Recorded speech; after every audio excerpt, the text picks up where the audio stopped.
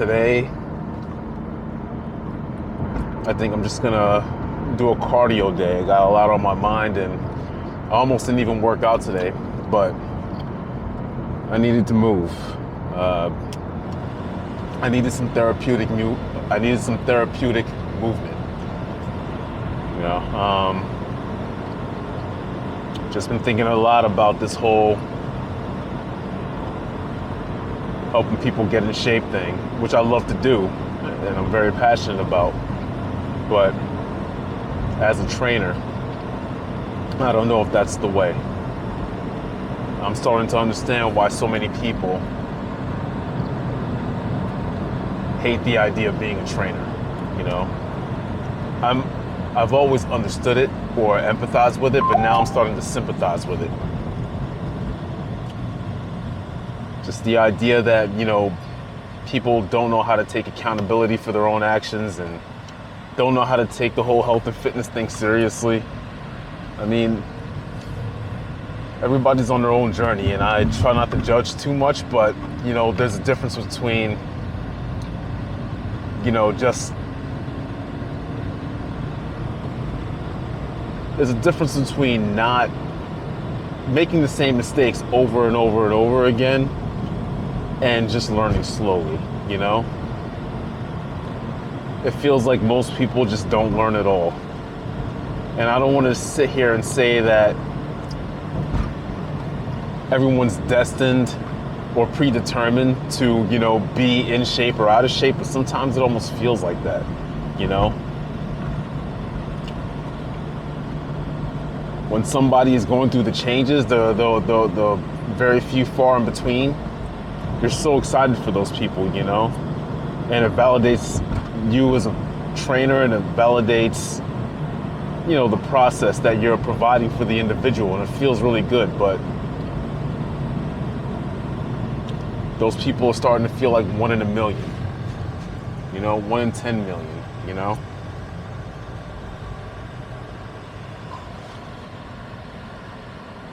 Most people will come up with any and every excuse in the book to not take accountability and just do the bare minimum, you know, and it's just getting so frustrating. Like, I'm not expecting everybody to, you know, be a gym rat like me or a park rat or a calisthenics rat like me and, you know, work out 6-7 days a week or even 5 or even 4, you know? But just the bare minimum of 2 to 3 workouts a week, the average person just is not willing, you know, and to me that's just absurd. You know, it's just like saying that you're not willing to brush your teeth or you're not willing to take a shower. You know, it's just it's beyond my comprehension. And typically I don't let it get me down too much when I have people that struggle with these bare minimums, but when one of those people is someone that you love, I've got my mom who's rail thin and she's trying to get into this whole health and fitness thing, you know, and she's up there in age, you know, and she wishes that she would have gotten into it earlier. She's been working out with me, but I try to tell her to make sure that she doesn't focus on regret, because regret is a wasted emotion. Focus on tomorrow and today and what you can do right now, you know? And starting out, she was enthusiastic like anybody else is. You start noticing changes immediately because your body goes from doing nothing to doing something. But of course, when the rubber hits the road, you know, people fall off and I can't get it. All right, so I want to see if you can see this. Is that in focus? There we go.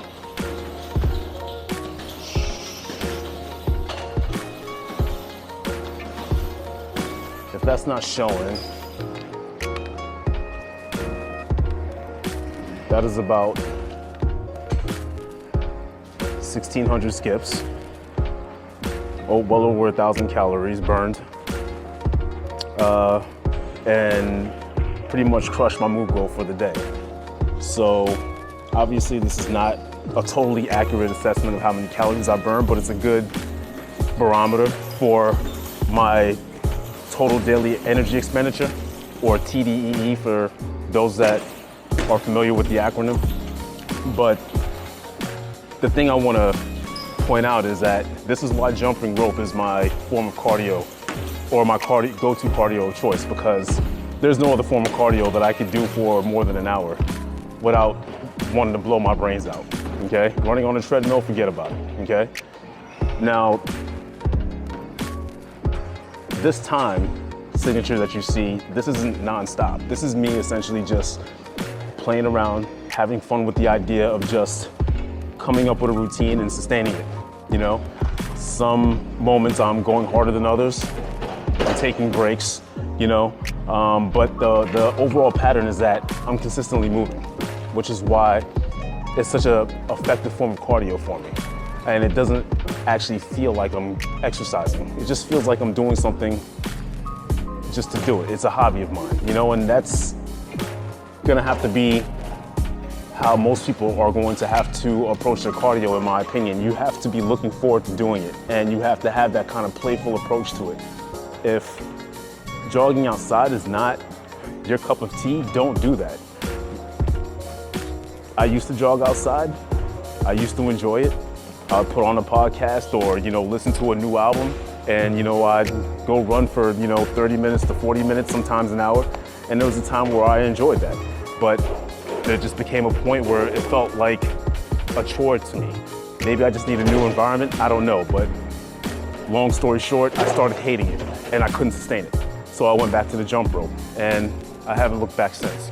So I highly recommend looking into jump rope. I have a lot of videos regarding the subject on my channel, and ways for you to get started. But, you know, again, the overriding thesis here is find that thing that will get your body moving that doesn't feel like a chore, you know? Whether it be mountain biking, walking, jogging, jumping rope, playing basketball, find that thing that's gonna sustain you, or that you can do for, you know, a sustained period of time that's not gonna feel like a chore. And I guarantee you, you will be successful in whatever, you know, health and fitness goal that you have for yourself. And then one thing I wanna point out in regards to jumping rope specifically is, especially for beginners, one thing I notice is that they always want to really go hard out of the gate. And that's a mistake. You know, when they're learning how to skip, they learn how to skip really, really quickly. And my advice is that you learn how to skip more slowly, because especially in particular, if your goal is to, you know, get cardiovascular activity from it, something effective, you want to be able to skip at a sustainable rate. Most people, when they start learning how to when they finally, you know, stop tripping up on the rope, they skip really fast because they're excited. And that's cool, but you're gonna burn yourself out quickly and you're not gonna be able to sustain anything. If you want it to be effective in terms of, you know, type 2 or type 1 zone cardio, which is one of the best forms of cardio for weight loss, then, or sustainable weight loss, then you wanna slow down the rate of rotation of your rope, you know? Try for like 90 BPMs, you know, or RPMs or something like that. That way you can burn more calories overall because you're able to move more consistently over the period of time that you're exercising, instead of doing 20 skips, burning yourself out, and then, you know, resting for, you know, a minute, 90 seconds, doing 30 skips, burning yourself out, etc. You know, it's kind of like why walking can be a more effective form of cardio than sprinting, right? Because when you walk, you can sustain that over a longer period of time. So you end up burning more calories than sprinting down the block. And now you're gassed or potentially injured like Kevin Hart in that one video, and then you can't do anything else, you know? You gotta find the sustainable approach. Kind of like I always say, the journey of 1,000 steps starts with a single step, or you know how the saying goes. I don't even know if that's the right one, but you get the idea. All right, I'll see you in the car. Peace.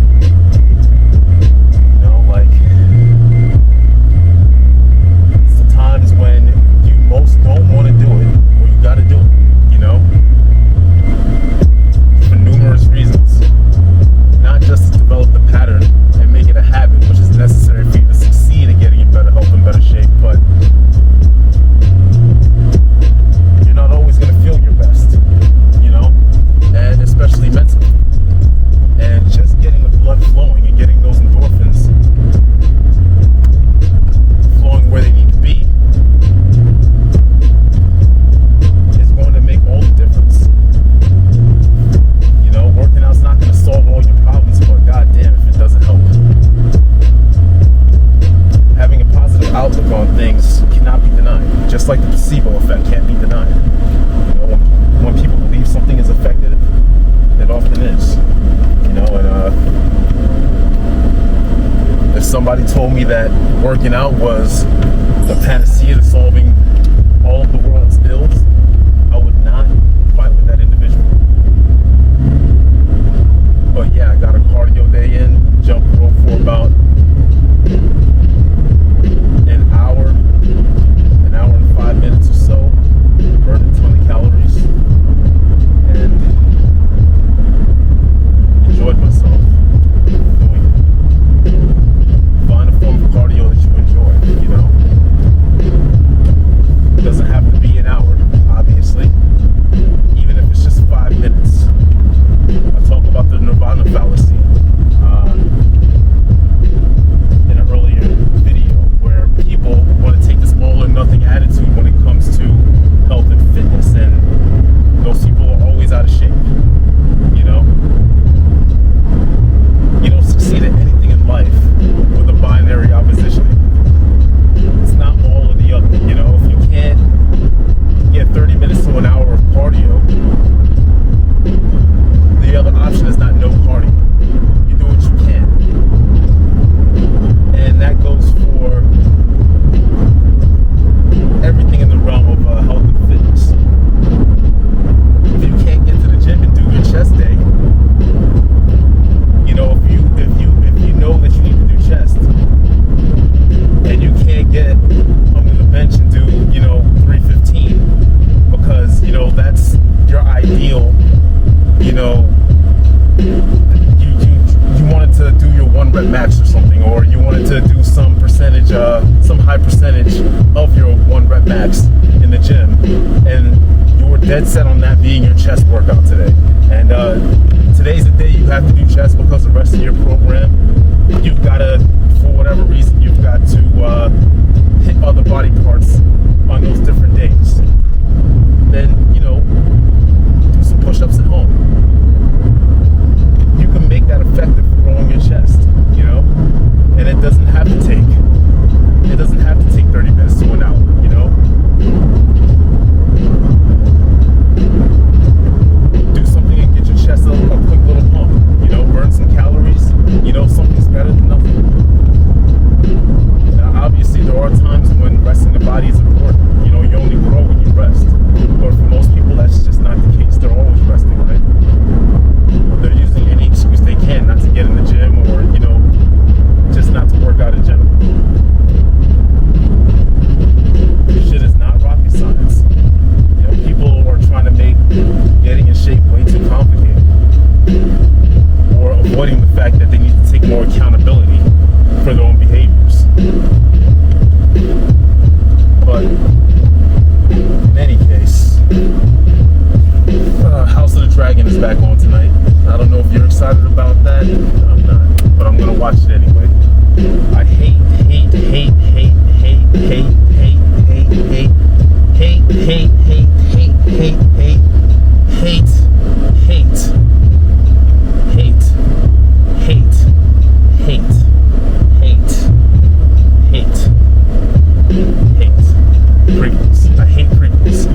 prequels. I hate prequels. I hate them.